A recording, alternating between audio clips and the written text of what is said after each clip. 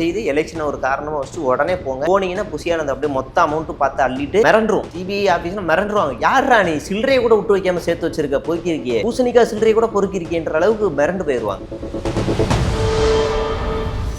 பெரம்பூரை choose பண்ணது காரணம் இருக்கிறதுலே ஒரு டம்மி தொகுதி வேணும், ரெண்டாவது வெளி மாநிலத்தவர்களுடைய வாக்கு அதிகமாக தொகுதி வேணும் அப்படின்னு சூஸ் பண்ணதுல பெரம்பூர்ல தான் இந்த 4 வருஷத்துல அதிகமா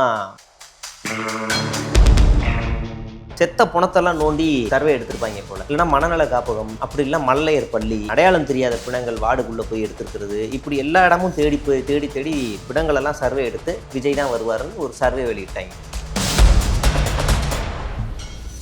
அந்த பெண் நிருபர் செருப்படுத்த அடிச்ச மாதிரி கேட்டாங்க. அதெல்லாம் நம்புற மாதிரியா இருக்கு. குழந்தைங்க ஓட்டுலேருந்து வயசான ஓட்டு வரைக்கும் வச்சிருந்த ரஜினியை 18% தான் வரும் தான் சர்வேவே சொல்லிச்சு, கூட்டணி இல்லாம. கமலஹாசனுக்கு அதுதான். ஆனால்பட்ட விஜயகாந்துக்குமே 11-12% தான் வந்துச்சு. உனக்கு மட்டும் எப்படி 38 தூக்கி நோட்டுவாங்க, நீ என்ன கிழிச்சிட்ட வந்து இங்க ஆட்டினா அசால்ட்டா கேட்டாங்க. இருங்க காங்கிரஸ் இருக்குன்ற அபிமானத்துல நாங்க காங்கிரஸுக்கு முதல்ல எத்தனை பர்சன்டேஜ் இருக்கு தமிழ்நாட்டுல? செந்தில்நாதன் ஒரு பொம்பளை பொறுக்கி பதவி தரேன் என் காம இச்சை அவங்க வந்து படுன்னு சொல்லி ஒரு வீட்டுக்குள்ள போனால அவனை என்னைக்கிடா நீங்க கட்சியில இருந்து எடுத்தீங்க? எத்தனை பேர் உன் கட்சியில போக்சோல கைது செய்யப்பட்டிருக்கான்? எத்தனை பேர் விமன் அசால்ட்ல உன் கட்சியில மாட்டியிருக்கான்? எத்தனை பேர் பெண்களை வந்து ஆபாசமா பேசிக்கிட்டு இன்னைக்கு சுத்திக்கிட்டு இருக்கான்? நீ எல்லாம் பேசுறது தகுதி இருக்காடா? This video is presented by BMC.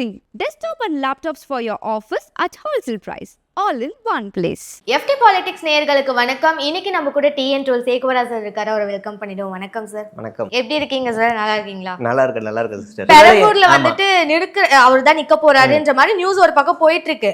ஆனா இன்னொரு பக்கம் சவுகு சங்கர் வந்துட்டு இந்த எலெக்ஷன்ல அவர் நிக்கவே மாட்டான்னு ட்வீட் போட்டுட்டு இருக்காரு. இப்போ நீங்க சொல்றதை பார்த்தா உண்மைதான், நான் நிக்க மாட்டாரா? அதுதான் சொல்லல, பெரம்பூரை சூஸ் பண்ணது காரணம் இருக்கிறதுலே ஒரு டம்மி தொகுதி வேணும், ரெண்டாவது வெளி மாநிலத்தவர்களுடைய வாக்கு அதிகமாக தொகுதி வேணும் அப்படின்னு சூஸ் பண்ணதுல பெரம்பூர்ல தான் இந்த 4 வருஷத்துல அதிகமா வட மாநிலத்தவர்கள், குறிப்பா சௌராஷ்டிரா வட மாநிலத்தவர்கள் அதிகமா குடியேறி இருக்காங்க.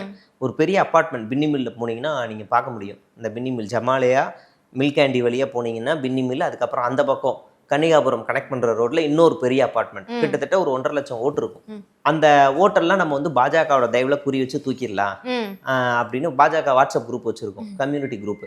அதுல மெசேஜ் போட வச்சு விஜய் ஓட்டு போட வச்சிடலாம் அப்படின்னு அவங்களோட ஒரு கணக்கு. ரெண்டாவது அங்க முஸ்லீம் கிறிஸ்டியன்ஸோட ஓட்டு SC ஓட்ஸ் இருக்கு, நம்ம பிரிச்சா போதும் ஜெயிச்சிடலாம் அப்படின்னு விஜய் சூஸ் பண்றாங்க. ஆனா அதுக்கும் அங்க சாத்தியம் இல்லாத சில விஷயங்கள்லாம் நடக்குது. இஸ்லாமியர்கள் நம்ம கூட வரமாட்டாங்க, அந்த ஓட்டை மட்டும் வச்சு ஜெயிக்க முடியாது, அதுலேயும் சில பேர் எல்லாத்தையும் போடுவாங்க ஷோரா இல்லை, இப்போ விஜயே நின்னாலும் தோத்துருவாருன்ற ஒரு சர்வே வருது. இப்போ எப்படிரா நம்ம வண்டியை ஓட்டுறது, உடஞ்ச கப்பலாக போச்சே அப்படின்னும் போது தான் ஒரு சர்வேவை ரிலீஸ் பண்ணாங்க. அந்த டுபாக் ஒரு சர்வேவை எப்படி நம்பினாங்கன்னு தெரியல, எடுத்தாங்கன்னு தெரியல. செத்த புணத்தெல்லாம் நோண்டி சர்வே எடுத்திருப்பாங்க போல. இல்லைன்னா மனநல காப்பகம், அப்படி இல்லை மல்லையர் பள்ளி, அடையாளம் தெரியாத பிணங்கள் வார்டுக்குள்ளே போய் எடுத்துருக்கிறது, இப்படி எல்லா இடமும் தேடி பிணங்கள் எல்லாம் சர்வே எடுத்து விஜய் தான் வருவாருன்னு ஒரு சர்வே வெளியிட்டாங்க. இப்போ வரது எதையுமே நம்புற மாதிரி இல்லை சார், சர்வேன்ற பேர்ல எக்கச்சக்கமா வந்துகிட்டு இருக்கு. அந்த பெண் நிருபர் செருப்படுத்த அடிச்ச மாதிரி கேட்டாங்க. அதெல்லாம் நம்புற மாதிரியா இருக்கு. குழந்தைங்க ஓட்டுலேருந்து வயசான ஓட்டு வரைக்கும் வச்சிருந்த ரஜினியை 18% தான் வரும் தான் சர்வேவே சொல்லிச்சு, கூட்டணி இல்லாம. கமலஹாசனுக்கு அதுதான். ஆனால்பட்ட விஜயகாந்துக்குமே 11-12% தான் வந்துச்சு. உனக்கு மட்டும் எப்படி 38 தூக்கி நோட்டுவாங்க, நீ என்ன கிழிச்சிட்ட வந்து இங்க ஆட்டினா அசால்ட்டா கேட்டாங்க. இருங்கன்ற காங்கிரஸ் இருக்குன்ற அபிமானத்துல நாங்க காங்கிரஸுக்கு முதல்ல எத்தனை பர்சன்டேஜ் இருக்கு தமிழ்நாட்டுல? காங்கிரஸும் விஜயும் சேர்ந்தா வந்துருமான்னு இவங்க ஒரு சர்வே எடுத்து ரிலீஸ் பண்ணி போட்டானுங்க, அடிச்சு நொறுக்கிட்டாங்க. இப்ப என்ன கதைன்னா, இன்னொரு களம் போக விஜய் நிப்பாரா இல்லையாங்க நம்ம இன்னொரு 10 நாள் தெரிஞ்சிடும்.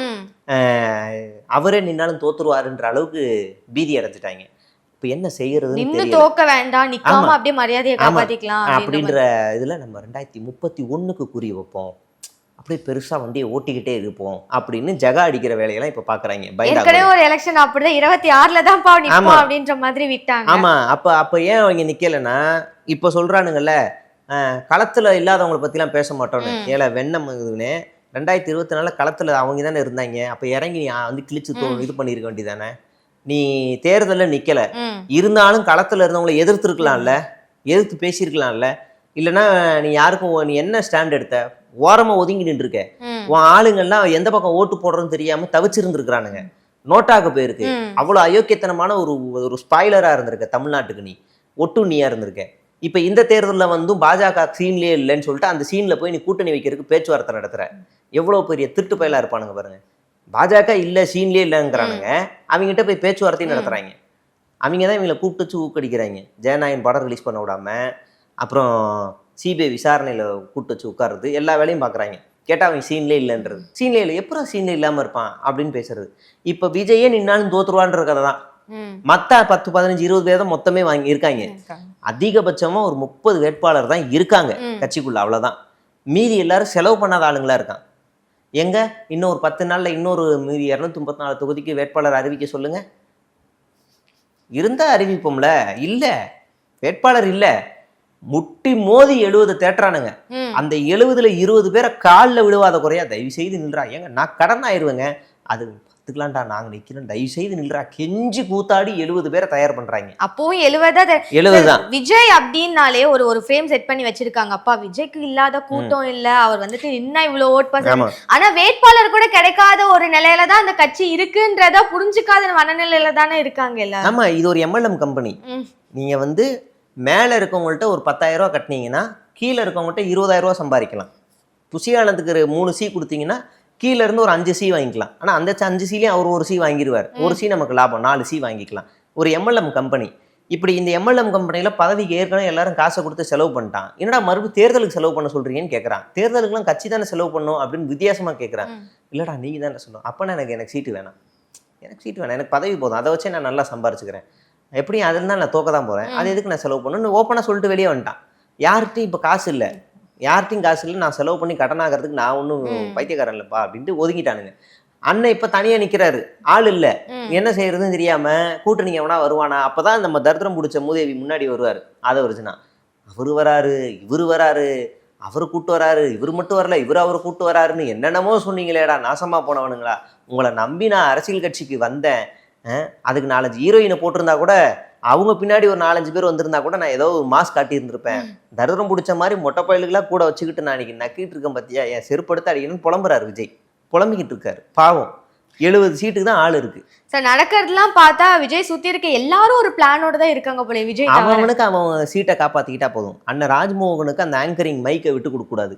எவனாவது ஏறிட்டான்னா பெரிய பிரச்சனை. நீங்கள் பார்த்தீங்கல்ல, இப்போ லைலாமணி ஓடி போய் மைக்கு கொடுத்து போகிற, ஐயோ தம்பி அப்படின்ற, அதெல்லாம் வேற பின்னாடி காரணம் என்னன்னா இதுதான். நம்ம லைலாமணிக்கு வந்து ஊடகத்தில் பேசுகிற வாய்ப்புன்னு ஒன்று தான் இருந்துச்சு. இப்போ அதையும் பிடிங்கிட்டாங்க. இப்போ என்னன்னா ஒரு ஸ்டேஜுக்கு போய் பேசினா ஒரு 2,000 ரூபா தருவாங்க. டெய்லி ஒரு திருமணி கூட்டத்துக்கு பிளான் பண்ணி கொடுத்துருக்காரு. எனக்கு டெய்லி ஒரு 2 திருமணி கூட்டம், வெளியூராக இருந்துச்சுன்னா ஹோட்டல் ரூமு எல்லாம் பண்ணி கொடுத்துருங்க, அண்ணன் வந்துடுவேன். ஒரு சனகரக்க போட்டு அண்ணன் வந்து நல்லா விஜய் அழகிய தமிழ் மகன் மாதிரி அவர் அழகிய வந்துடுவார் அப்படி இப்படின்னு பேசிட்டு நான் கிளம்பிடுறேன் அப்படின்னு அவர் ஒரு ரூட்டை பிடிச்சிட்டாப்புல. நம்ம புசியானந்து சொல்லவே வேணாம்.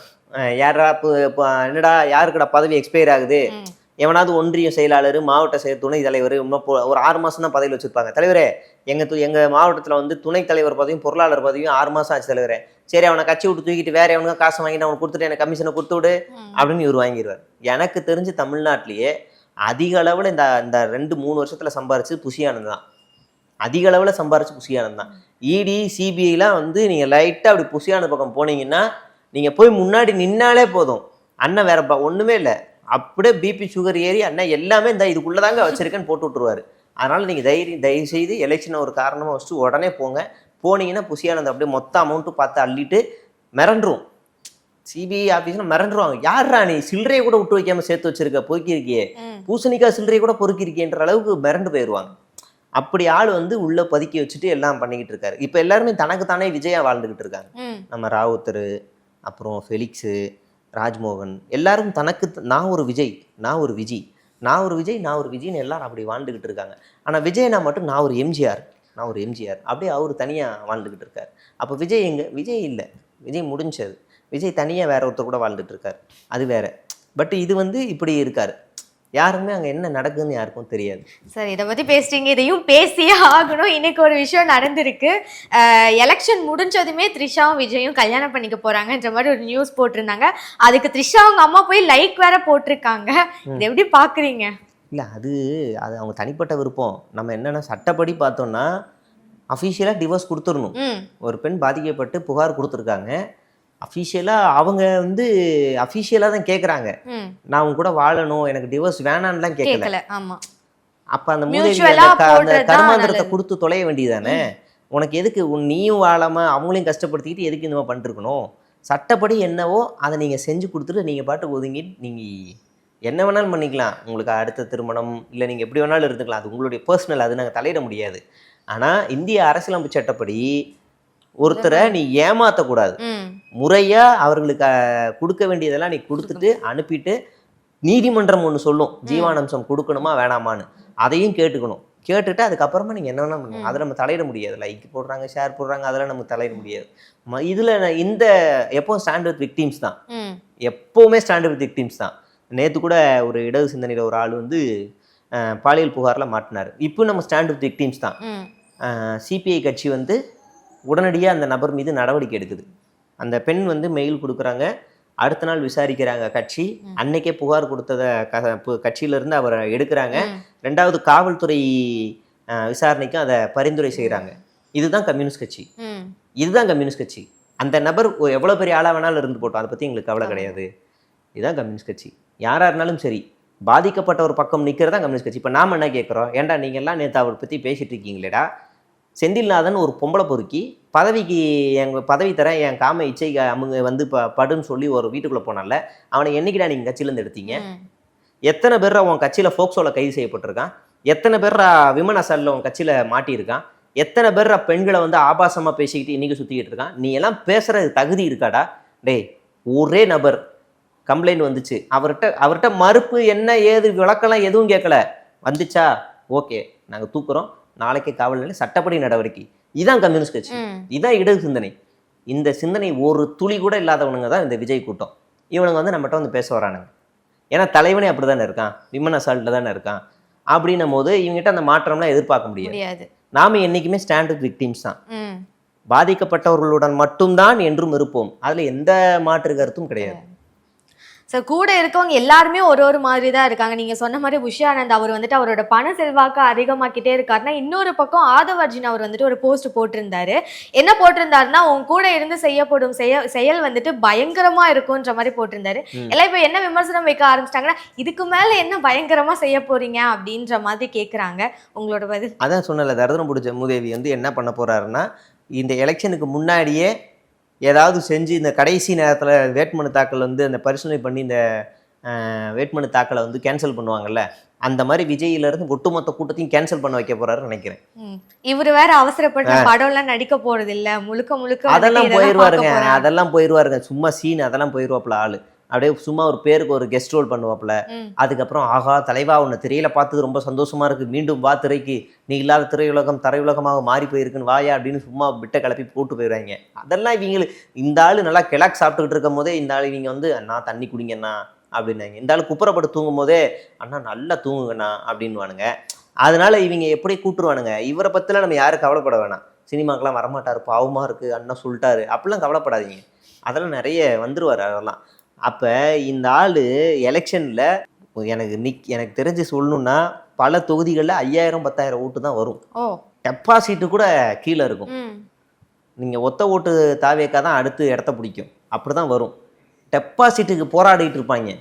டெபாசிட்டு கூட போய் எப்படியாவது டெபாசிட்டு போட்ட காசு வரணும் தான் போராடுவாங்களே தவிர ஜெயிக்கணும்லாம் போராட மாட்டாங்க. அந்த லட்சணத்தில் கட்சி வச்சுருக்காங்க. அந்த போராட்டத்துக்காக தான் ஆதவ் அர்ஜுனா வந்து இதை கூட இருந்து செய்கிற செயல் பயங்கரமாக இருக்குன்னு சினிமா டைலாக், அதுவும் சொந்த டைலாக் இல்லை, அதை எடுத்துகிட்டு வந்து இங்கே மேய்ஞ்சி விட்டு போட்டிருக்காரு. அவ்வளோதான். சொல்ற போக்க பார்த்தா ஒண்ணுமே இல்லாம போயிடும்ன்ற மாதிரி தான் இருக்கு. ஏற்கனவே பேசிட்டு இருந்தோம், இன்னும் 1 மாசம் கூட இல்ல டேட் வந்துட்டு அனௌன்ஸ் பண்ணிட்டாங்க. போற போக்க பார்த்தா இவங்க இப்பவே ஸ்டாப் பண்ணிட்டு போய்க்கிறது தான் நல்லது அப்படின்ற மாதிரி இருக்கு. இன்னும் எவ்வளவு விமர்சனங்களை தாங்க போறாங்கன்றது தெரியல. நிறைய தகவல் சொல்லியிருக்கீங்க சார், ரொம்ப நன்றி. நன்றி.